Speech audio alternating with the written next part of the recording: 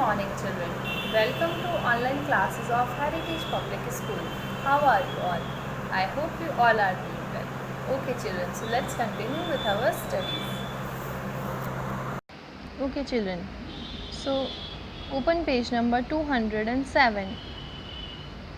Our next topic is equality.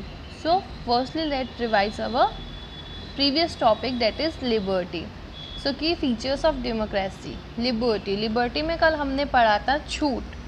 Liberty means छूट. ये एक असेंशियल फीचर है डेमोक्रेसी का. क्यों?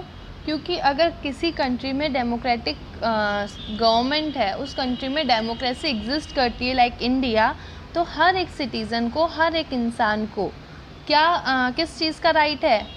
Right to express. उसके व्यूज़ को फ्रीली एक्सप्रेस करने का उनको राइट होता है. किसी भी रिलीजन को प्रैक्टिस करने का उनको पूरा राइट होता है. और इवन गवर्नमेंट से क्वेश्चन करने का भी राइट उनको होता है. ठीक है, तो ये लिबर्टी हमने कल कंप्लीट किया था. Now let's move on to the next topic, that is equality. In a democracy, equality और equal status is given to all citizen without any discrimination. Democracy में क्या होता है? सब सिटीजन्स को इक्वालिटी दी जाती है. सबको इक्वल स्टेटस मतलब हर किसी को सेम माना जाता है, चाहे वो किसी भी कास्ट से बिलोंग करता हो, किसी भी रिलीजन का हो, किसी भी क्रीड का हो. ठीक है, वहाँ पर कोई भी डिस्क्रिमिनेशन नहीं होता है. इसमें वही लिखा है, इन ए डेमोक्रेसी इक्वालिटी और equal status is given to all citizen. सब सिटीजन्स को इक्वल स्टेटस वहाँ पे प्रोवाइड किया जाता है. Every citizen has been granted equal political, economical and civil rights.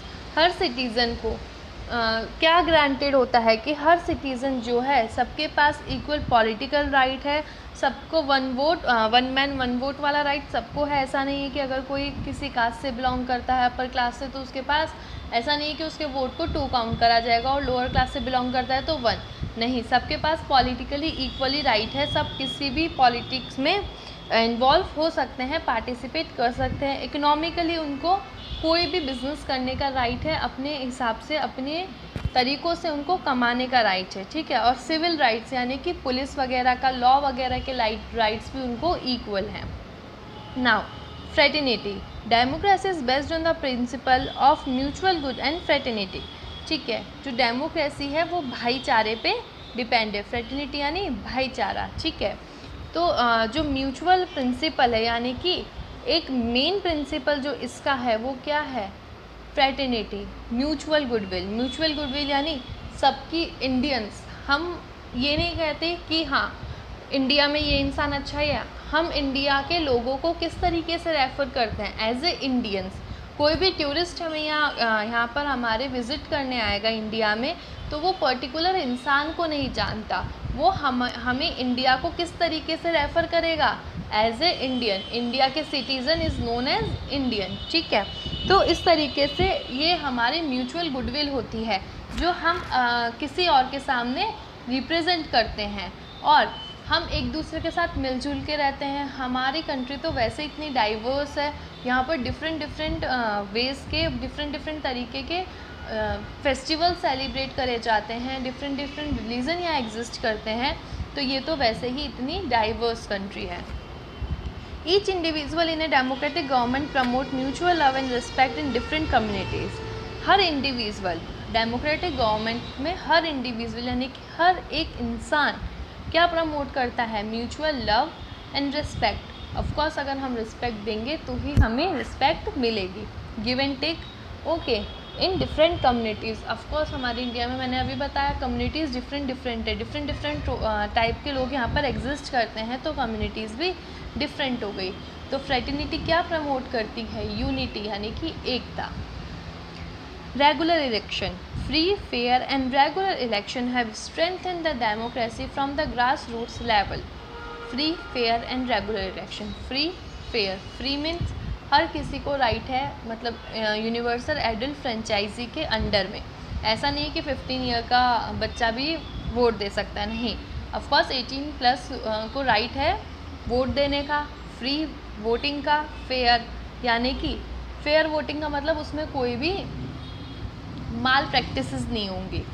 जो भी होगा वो फेयरली होगा। And regular election, of course हमारे यहाँ कुछ भी हो 5 ईयर्स में इलेक्शन हेल्ड होता ही होता है। तो रेगुलर इलेक्शन जो है ये एक डेमोक्रेसी का रूट है कि अगर कोई कंट्री डेमोक्रेटिक है तो वहाँ पर टाइम टू टाइम फेयरली और फ्रीली क्या होना चाहिए, इलेक्शन होना चाहिए। Let's read the topic. Free, fair and regular election have strengthened the democracy from the grassroots level. The country is administrated by the representative elected by the people directly or indirectly. यही कहा जो country है वो कौन administer करता है, कौन उस कंट्री को चलाता है, रिप्रेजेंटेटिव। कौन से रिप्रेजेंटेटिव, जो कि पीपल सेलेक्ट करते हैं। पीपल कैसे सिलेक्ट करते हैं, डायरेक्टली या इनडायरेक्टली। कल हमने पढ़ा था डायरेक्टली और इनडायरेक्टली क्या होता है। डायरेक्टली में जो लोग डायरेक्टली पार्टिसिपेट करते हैं, लेकिन जहाँ पर पॉपुलेशन बढ़ जाती है तो डायरेक्ट डेमोक्रेसी एक सल्यूशन नहीं होती, वो एक प्रॉब्लम क्रिएट करती है। तो इसके लिए इनडायरेक्ट डेमोक्रेसी आती है जहाँ पर जो पीपल होते हैं वो अपना एक रिप्रेजेंटेटिव चूज़ करते हैं। ठीक है, now let's move on to the next topic. Rule of majority. It is essential feature of democracy. In general, the party that gets a clear majority forms and run the government. ये एक essential feature है democracy का। आप लोगों को पता होगा कि जब इलेक्शंस होते हैं और इलेक्शन का रिजल्ट आता है तो ऊपर नंबरिंग चलती है, लाइक बीजेपी की, आपकी यानी कि आम आदमी पार्टी की, कांग्रेस की, या और भी कई पार्टीज़ हमारे यहाँ पर एग्जिस्ट करती है, पॉलिटिकल पार्टीज़। तो उसमें जिसके नंबर ज़्यादा होते हैं यानी कि जिसके वोट ज़्यादा होते हैं वो वहाँ पर जीत जाती है। ठीक है, उसका वहाँ पर गवर्नमेंट फॉर्म हो जाती है। तो ये क्या होता है, it is in general election the party gets a clear majority. ये जनरल इलेक्शन है, हर कोई जाकर यहाँ वोट देता है। जिस पार्टी को जितने ज़्यादा वोट मिलते हैं वो वहाँ पर गवर्नमेंट फॉर्म कर लेती है। तो इसमें भी यही लिखा है रूल ऑफ मेजॉरिटी, यानी कि ज़्यादा वोट जिसको मिलेंगे वही वहाँ पर एज ए पार्टी या एज ए रिप्रेजेंटेटिव वर्क करेगी। ठीक है, it is an essential feature of democracy. Of course ये डेमोक्रेसी का एसेंशियल फीचर इसलिए बना गया है क्योंकि यहाँ पर सबको इक्वल राइट होता है वोट करने का, एंड 1 पर्सन 1 वोट का राइट होता है। ठीक है, in general election the party that gets a clear majority, एक इलेक्शन में जिस पार्टी को अच्छी मेजॉरिटी मिलती है, क्लियर मेजॉरिटी मिलती है, वो वहाँ पर गवर्नमेंट फॉर्म कर लेती है और वहाँ के फंक्शंस को रन करती है। However it does not mean that the government does not safeguard the interest of the minorities. लेकिन इसका मतलब ये नहीं है कि जो वहाँ गवर्नमेंट बनी वो किसके इंटरेस्ट को सेफगार्ड ना करे, जो कि माइनॉरिटीज़ है, जो पार्टीज जीत नहीं पाई है, या जो लोग माइनर लोग हैं उनके इंटरेस्ट को सेफगार्ड नहीं करे। ऑफ कोर्स गवर्नमेंट का काम भी होता है कि जो लोग नहीं जीत पाए हैं उनको भी अपने साथ में लेकर चले। ठीक है, now rule of the law. In a democracy, the administration is not carried out on the wishes of any particular individual or a group of individuals, but according to some fixed laws which are supreme. Democracy में जो administration होता है यानी कि जो government होती है वो किससे नहीं चलती, वो किसी की इच्छा से नहीं चलती। चाहे वो एक इंडिविजुअल की इच्छा हो कि नहीं ऐसा होना चाहिए, या एक ग्रुप की इच्छा हो कि नहीं ये चीज़ ऐसे होनी चाहिए, नहीं। वो जो गवर्नमेंट होती है या जो कामकाज होता है, एडमिनिस्ट्रेशन होता है, वो इस तरीके से नहीं चलता, किसी की इच्छा के ऊपर बेस्ड नहीं चलता। वो कैसे चलता है, कुछ फिक्स्ड लॉज के ऊपर वो एडमिनिस्ट्रेशन रन करता है। ठीक है, और लॉज क्या है, सुप्रीम है। Every individual whoever he or she may be is equal before the law. हर इंडिविजुअल, हर इंसान, हर कास्ट का लोग, हर रिलीजन के, हर क्रीड के, चाहे ब्लैक हो, चाहे वाइट हो, चाहे लड़का हो, चाहे लड़की हो, कोई भी इंसान क्यों ना हो, जब लॉ की बात आती है तो लॉ के सामने हर एक व्यक्ति, हर एक इंडियन इक्वल है। Okay, now people are sovereign. In a democracy people are sovereign, the power rest in their hand. Government has to be answerable to the people because it uses its power on their behalf.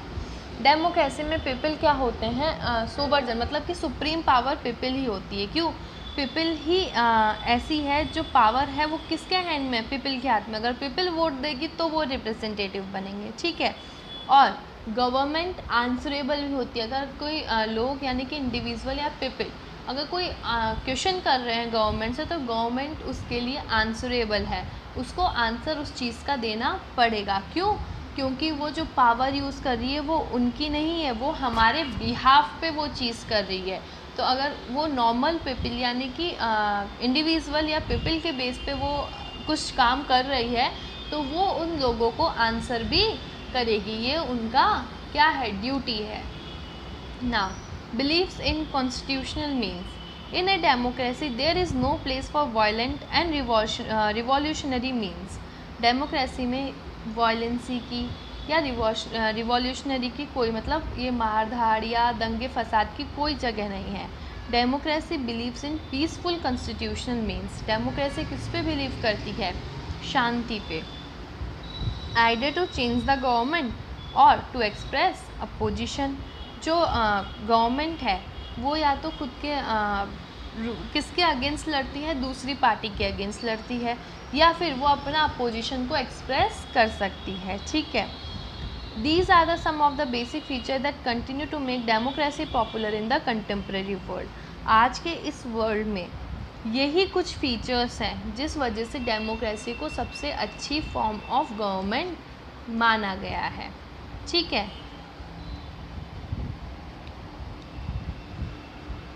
Equality. The word equality means equal treatment without any discrimination. Equality का मतलब होता है equal treatment बिना किसी discrimination. Discrimination किस पे based? Discrimination यानी भेदभाव। भेदभाव किसके ऊपर बेस्ड? कास्ट की, वो किस कास्ट से बिलोंग करता है, क्रीड, रिलीजन, सेक्स एक्सेट्रा। लड़का हो, लड़की हो, ब्राह्मण हो, शूद्र हो, या फिर कोई भी रिलीजन से, लाइक मुस्लिम हो, हिंदू हो, सिख हो, या कोई भी क्रिश्चियन हो, किसी भी रिलीजन, किसी भी कास्ट, किसी भी क्रीड और किसी भी जेंडर का वो हो, वो इक्वल लॉ के बिफोर वो इक्वल ही होता है। Although the Indian constitution provide equality to all citizen, inequalities prevail. लेकिन इंडियन कॉन्स्टिट्यूशन तो सबको इक्वलिटी प्रोवाइड करता है कि उनके आगे हर एक इंसान, हर एक इंडियन इक्वल है, लेकिन फिर भी इनइक्वालिटी है हमारी कंट्री में, ये हम सबको पता है, इनइक्वालिटी है। For example, our society is still caste ridden which hampers political and economic equality. हमारी सोसाइटी में आज भी क्या है? कास्ट को लेके इनइक्वालिटी है, जिस वजह से क्या होता है, पॉलिटिकल और इकोनॉमिकल इक्वालिटी नहीं हो पाती है, वो उस चीज़ को रोकती है। आज भी हम सबको पता है कास्ट की इनइक्वालिटी हमारी सोसाइटी में एग्जिस्ट करती है। नाउ हम इसको और अच्छे से समझते हैं, that is social equality. In the Indian society some people are said to belong to a so-called dominant caste simply because they are born in a particular caste, while others are considered so-called subordinate caste। ठीक है, एक Indian society में मतलब हमारी society में कुछ peoples को कहा जाता है कि वो डोमिनेंट कास्ट से बिलोंग करता है। डोमिनेंट कास्ट मतलब ब्राह्मण या फिर जो ऊंची अपर कास्ट से बिलोंग करता है। डोमिनेंस यानी अपर कास्ट से, ठीक है, वो अपर कास्ट से बिलोंग करता है। क्यों? क्योंकि वो एक पर्टिकुलर कास्ट में जन्म लिया है उसने। लेकिन वही अगर इंसान दूसरी कास्ट में हो जाए, ठीक है, उनको हम क्या कहते हैं? SC ST यानी कि सबऑर्डिनेट कास्ट हम उसको कह देते हैं। ठीक है, ये हमारी सोसाइटी में ऑफ कोर्स है, जो डोमिनेंट कास्ट से लोग बिलोंग करते हैं वो सबऑर्डिनेट कास्ट के लोगों को ऐसा मानते हैं। ठीक है, लेकिन अब तो ये फिर भी धीरे धीरे बहुत ज़्यादा कम हो रहा है हमारी सोसाइटी से। In order to solve such problem we need to root out old prejudice. इस प्रॉब्लम को सॉल्व करने के लिए जो हमारी पुरानी सोच है, प्रेजुडिस यानी जो हमारी सोच है, जो हमने खुद से अपने आप को बना रखी है, जो हमारी सोच है, उसको हमें निकालना पड़ेगा। अपार्ट फ्रॉम कॉन्स्टिट्यूशनल प्रोविजंस, इतने सारे कॉन्स्टिट्यूशनल प्रोविजंस तो हैं हमारे कॉन्स्टिट्यूशन में, इतना सब कुछ लिखा हुआ तो है, लेकिन उसके बावजूद भी it is the duty of every citizen to lend hand in making the society better and prosperous. ये हर एक इंसान के हाथ में है, हर सिटीज़न की ये ड्यूटी है कि वो इस सोसाइटी को और भी बेटर बनाए। Political equality. The Constitution states that all the citizens have equal political right. Constitution ये कहता है कि हर एक इंसान को political right equal है. In this light, the Constitution lays down many provisions to promote political equality among all.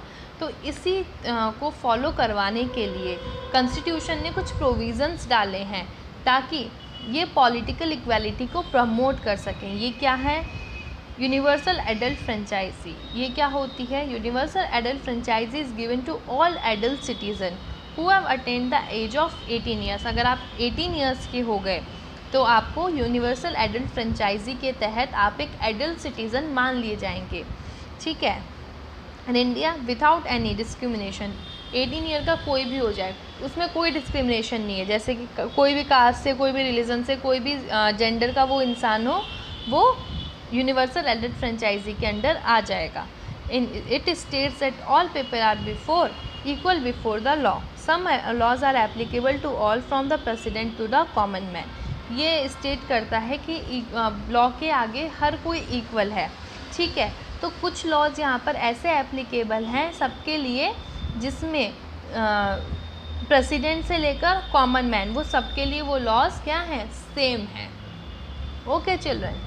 So we will continue it in the next class. For today your homework is you have to read the chapter.